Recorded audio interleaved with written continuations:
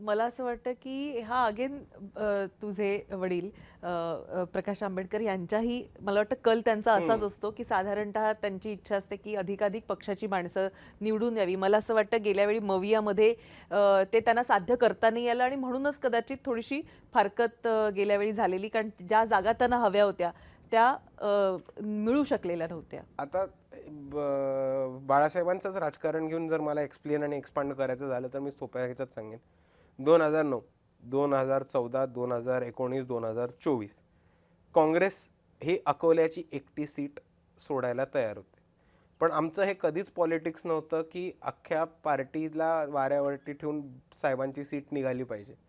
हे आमचं कधीच पॉलिटिक्स नव्हतं आणि हे त्यांचंही कधी ओरिएंटेशन नव्हतं. त्यांचं पॉलिटिक्स हे नेहमी आत्तापर्यंत वंचितांना सत्तेमध्ये कसं बसता येईल किंवा ओबीसी झाले, मायक्रो ओबीसी झाले, मुसलमान झाले, आदिवासी झाले, हे जे पॉलिटिकल कम्युनिटीज आहेत ज्या कधी पॉलिटिकल स्पेसमध्ये किंवा मुख्य प्रवाहामध्ये आल्याच नाहीत, ह्यांना सत्तेमध्ये कसं घेऊन जातील आणि स्टेट पॉवर आणि सत्तेच्या मार्फत ह्यांचा विकास हे स्वतः रिप्रेझेंटेटिव्ह निवडून आणतील, हे कसं करता येईल ह्याच्यावरती राहील. आता आम्ही MVA बरोबर युती करत असताना आम्ही त्यांना 3-4 खूप सोप्या कंडिशन्स ठेवल्या होत्या ज्या त्यांना मान्य नव्हत्या. त्यातली एक होती की मिनिमम 4 मुसलमान उमेदवार हे महाराष्ट्रातनं उभे करावेत. ज्यांना मान्य नव्हती. MVAने किती उभे केले? 0. आम्ही त्यांना अजून एक कंडिशन टाकली होती की आम्हाला साईन करून द्या की आमच्या मतांवरती निवडून आलेली लोक हे BJP मध्ये जाणार नाहीत. तर तुम्हाला दिसेल की अर्धे शिवसेना UBTची लोक, काँग्रेसची लोक आणि राष्ट्रवादी शरद पवार गटाची लोक ही भाजपमध्ये सरळ सरळ गेलेली सुद्धा तुम्हाला दिसत आहेत.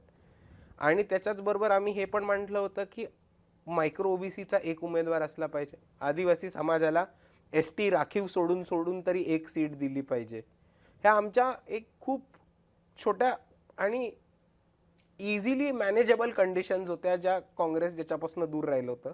आणि त्याच्यावरनं अख्खं पॉलिटिक्स समजतं की एका सीटसाठी तडजोड करणार नाही, आम्ही तडजोड करू, कॉम्प्रोमाइज किंवा युती करू तर ते एका पॉलिटिकल सोशल इंजिनिअरिंगसाठी, ज्याच्यामुळे फक्त आम्हाला सत्ता किंवा बाळासाहेबांना सीट नाही सुटत आहे, तर ज्या लोकांना आत्तापर्यंत सत्तेची दारं बंद होती त्या लोकांना सत्तेमध्ये जायला एक रस्ता बनतोय.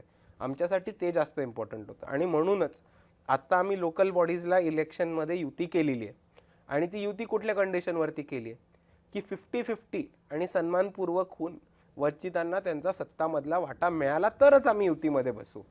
आणि म्हणून ती आत्ता युती केली आणि मागे नव्हती केली, कारण एका सीटसाठी